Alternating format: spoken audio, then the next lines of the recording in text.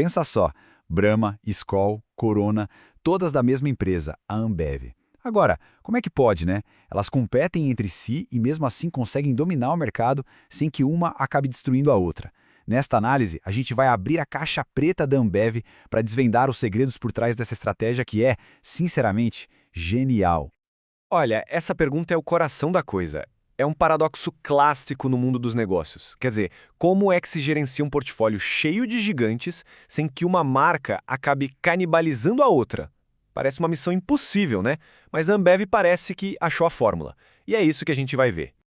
E detalhe, a gente não está falando de qualquer marquinha não, pelo amor de Deus. Brahma, Skol, Corona, Guaraná são verdadeiros ícones da nossa cultura. Cada uma tem uma legião de fãs.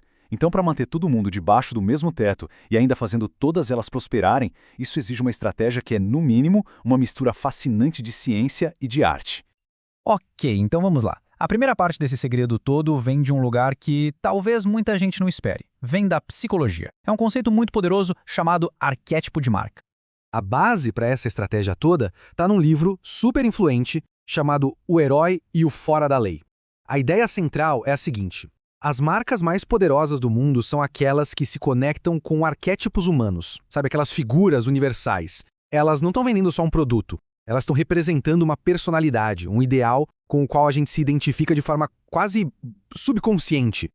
E olha só que genial como isso funciona na prática. A Skol é o arquétipo do bobo da corte, é a marca da zoeira, da diversão. Já a Corona é a inocente, aquela que promete um paraíso, um momento de desconexão. Aí vem a Brahma, que é o cara comum, é sobre pertencimento, amizade, o futebol de domingo. E o Guaraná, ele pega o arquétipo do amante, mas calma, não é no sentido romântico, é no sentido de intimidade, de ser o melhor amigo. Ou seja, cada marca ocupa um espaço psicológico completamente diferente, único. Mas beleza, ter uma personalidade forte não é tudo.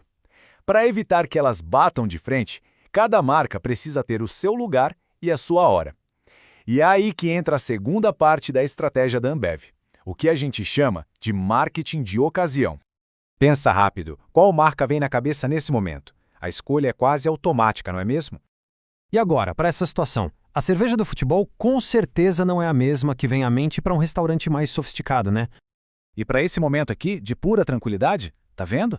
Cada situação pede uma bebida diferente. A Ambev sabe disso perfeitamente e, mais importante, ela planeja para isso. E é aqui que está a grande sacada do segundo segredo. Eles não vendem só cerveja, eles vendem o complemento perfeito para um momento específico. A Brahma é a dona absoluta do futebol com os amigos, a Stella Artois, do jantar especial, a Corona, daquele relaxo no pôr do sol, e a Skol é a rainha da festa na praia. Elas simplesmente não competem de forma direta porque cada uma é dona de uma ocasião diferente na vida das pessoas. Bom, ter uma estratégia de marketing tão redondinha assim é uma coisa. Agora, executar isso com agilidade, com criatividade, sendo uma empresa gigantesca, aí é outra história, né? Como eles conseguem essa proeza? A resposta está na cultura da empresa. Mais especificamente, na liberdade para errar. A estrutura que eles usam, que foi inspirada lá no Spotify, é a de autoalinhamento e autoautonomia. Para ficar fácil de entender, o alinhamento garante que todo mundo saiba para onde o navio está indo e quais são as regras do jogo. É o que e o porquê. Já a autonomia dá liberdade para as equipes decidirem como elas vão navegar para chegar lá, ou seja, o como. Isso permite que elas corram riscos e inovem de verdade no meio do caminho. E o pulo do gato aqui é o seguinte: nem todo erro é tratado da mesma forma. A cultura da Ambev separa os erros em 3 tipos. Primeiro, erro por negligência, por não fazer o básico. Esse tem que ser evitado. Segundo, erro por descuido, uma bobeira. Esse tem que ser minimizado.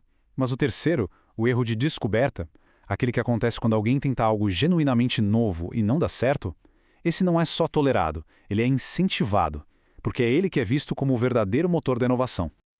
Então a gente já falou de arquétipos, de marketing de ocasião, de uma cultura de inovação. Mas tem mais uma coisa. Tudo isso é sustentado por um último ingrediente, uma filosofia que talvez seja o verdadeiro segredo por trás de tudo. Essa citação do Danny Wax é fantástica, porque ela revela a mentalidade central. A ideia de ser amador não tem nada a ver com ser descuidado ou ruim no que faz. Pelo contrário, vem de amar. É sobre ser movido pela paixão, pelo prazer. É a curiosidade do amador e não a certeza cega do profissional que acaba gerando as maiores revoluções. O contraste fica muito claro, né? O profissional muitas vezes faz por obrigação. Ele tem as respostas, evita riscos, segue a fórmula. Já o amador, nesse sentido que a gente está falando, faz por amor. Ele tem uma curiosidade que não acaba nunca, ele abraça a descoberta, ele cria coisas novas. Para conseguir manter marcas centenárias, relevantes, é preciso ter essa cultura de amadores apaixonados. Aquela galera que está sempre se perguntando, e se a gente fizesse diferente? Em vez de só aceitar o, mas sempre foi feito assim. Então, no fim das contas, o segredo da Ambev se resume a isso. Uma personalidade muito clara para cada marca, um momento específico para cada uma delas, uma cultura que não só permite, mas incentiva a inovação através do erro e, acima de tudo, uma mentalidade movida pela paixão e pela curiosidade. Fica a reflexão.